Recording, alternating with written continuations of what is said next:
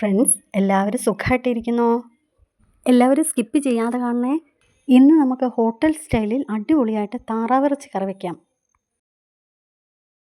ചൂടുകാലത്തൊക്കെ കഴിക്കാൻ താറാവിറച്ചി തന്നെ ഏറ്റവും ബെസ്റ്റ്. പക്ഷേ ചിലർക്കെങ്കിലും അതിൻ്റെ ഒരു ഉളുമ്പ് ഇഷ്ടമില്ലാതെ ഉണ്ടാവും. എത്ര കഴുകിയാലും നമുക്ക് ആ ഉളുമ്പ് ഫീൽ ചെയ്യും കേട്ടോ. ഇവിടെ കറി വയ്ക്കാനായിട്ട് 2 കിലോ താറാവിറച്ചിയാണ് എടുത്തിരിക്കുന്നത്. ഈ കറിയുടെ ടേസ്റ്റ് വേറെ ലെവലാണ് കേട്ടോ. നിങ്ങൾ എന്താണേലും ഒന്ന് ട്രൈ ചെയ്യണം. ആദ്യം തന്നെ നമുക്ക് താറാവ് പീസസൊക്കെ ഒന്ന് കഴുകിയെടുക്കാം. കഴുകി വെച്ച കഷ്ണങ്ങളിലേക്ക് ഉപ്പ്, മഞ്ഞൾപ്പൊടി, 1.5 ടീസ്പൂണോളം ജീരകം എല്ലാം കൂടി നല്ലതുപോലെ ഒന്ന് അരച്ചെടുക്കാം. അരച്ചെടുത്ത പേസ്റ്റ് ഇറച്ചിയിൽ തേച്ച് പിടിപ്പിച്ചിട്ട് ഒരു 1/4 മണിക്കൂർ റെസ്റ്റ് ചെയ്യാൻ വയ്ക്കാം. അതിനുശേഷം ഇറച്ചി കഷ്ണങ്ങളെല്ലാം നല്ലതുപോലെ കഴുകിയെടുക്കാം. ഒരു 3-4 നീരിൽ നല്ലതുപോലെ കഴുകിയെടുത്തിട്ട് കുക്കറിൽ 4 വിസിലിൽ വേവിച്ചെടുക്കാം. ഉപ്പ് നേരത്തെ തിരുമ്മി വെച്ചതുകൊണ്ട് ഒരു 1/2 ടീസ്പൂണോളം ഉപ്പിട്ട് നല്ലതുപോലെ കുക്കറിൽ വേവിച്ചെടുക്കാം. കുക്കറിൽ വേവിക്കുന്നത് എനിക്ക് കാണിക്കാൻ പറ്റിയില്ല കേട്ടോ. ഇനി നമുക്ക് 4 വലിയ സബോള അരിഞ്ഞെടുക്കാം. ഇതിൽ കാണിച്ചിരിക്കുന്നത് പോലെ ഒരു വലിയ കഷ്ണം ഇഞ്ചി, ഒരു കുടം വെളുത്തുള്ളി എല്ലാം കൂടി മിക്സിയുടെ ജാറിലൊന്ന് നല്ലതുപോലെ അരച്ചെടുക്കാം. ഇനി 1 ടേബിൾ സ്പൂൺ എണ്ണ ഒഴിച്ച് നല്ലതുപോലെ ചൂടായി കഴിയുമ്പോൾ കടുക് ഇട്ട് കൊടുത്തു, സബോള ഇട്ട് കൊടുത്തു. ഇതിൻ്റെ കൂടെ 3 ടീസ്പൂൺ ഓൾ സ്പൈസസ് പൊടിച്ചെടുത്തത് ചേർത്ത് കൊടുക്കാം. പൊടിച്ചോ ചതച്ചോ ഒക്കെ ചേർത്ത് കൊടുക്കാം. ഞാൻ ഇവിടെ പൊടിച്ചാണ് ഇട്ടിരിക്കുന്നത്. ഇതിൽ ഏലക്ക മാത്രം ചേർത്തില്ല കേട്ടോ.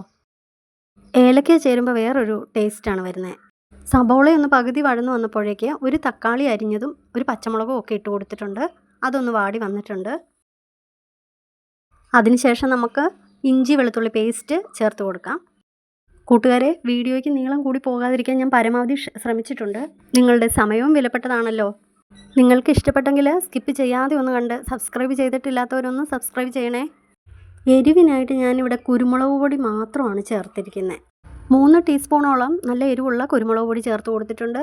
മഞ്ഞൾപ്പൊടി 1 ടീസ്പൂൺ, മല്ലിപ്പൊടി 3 ടീസ്പൂൺ എല്ലാം കൂടി ഒന്ന് നല്ലതുപോലെ യോജിപ്പിച്ച് ഇളക്കിയെടുക്കാം. പച്ചമണം മാറി വരുന്നവരെ ചൂടാക്കിയെടുക്കാം.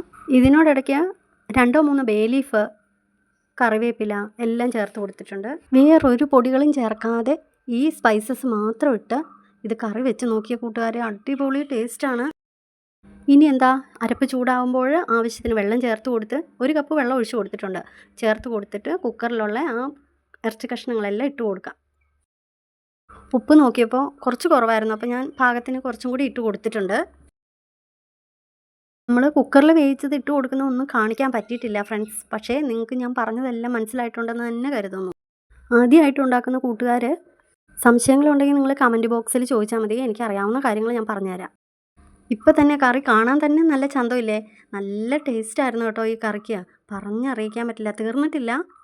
കറിയിൽ നല്ലപോലെ അരപ്പൊക്കെ പിടിച്ച് ഒരുമാതിരി കുറുകി വരുന്ന ഒരു ടൈമുണ്ടല്ലോ, ആ ടൈമിൽ ഞാനൊരു 1/2 മുറി തേങ്ങ നല്ലതുപോലെ പാല് പിഴിഞ്ഞെടുത്തിട്ടുണ്ട്. ഈ കറി വാങ്ങുന്നതിനൊരു 2 മിനിറ്റ് മുമ്പ് ഈ തേങ്ങാപ്പാൽ നമുക്ക് ഒഴിച്ചു കൊടുക്കാം.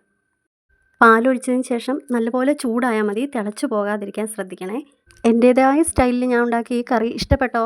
ഇഷ്ടപ്പെട്ടാൽ ലൈക്കും സബ്സ്ക്രൈബും ഒക്കെ ചെയ്ത് കൂടണേ കൂട്ടുകാരെ. അപ്പോൾ നല്ലൊരു കണ്ടൻ്റായിട്ട് അടുത്ത വീഡിയോയിൽ കാണാം.